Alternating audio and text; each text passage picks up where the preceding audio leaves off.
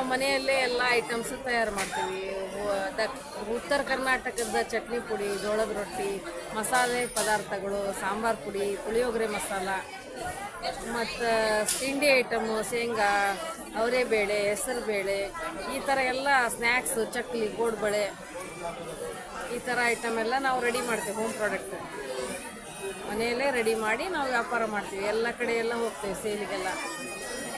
ಮತ್ತು ಹಲಸು ಮೇಳ, ಕೃಷಿ ಮೇಳ, ಈ ಥರ ಉತ್ಸವಗಳಿಗೆಲ್ಲ ನಾವು ಸೇಲ್ ಮಾಡಲಿಕ್ಕೆ ಹೋಗ್ತೇವೆ. ಪ್ರದರ್ಶನ ಮತ್ತು ಮಾರಾಟ ಮಳಿಗೆಯನ್ನು ಹಾಕಿ ನಾವು ವ್ಯಾಪಾರ ಮಾಡ್ಕೊಂಡು ಬರ್ತೀವಿ.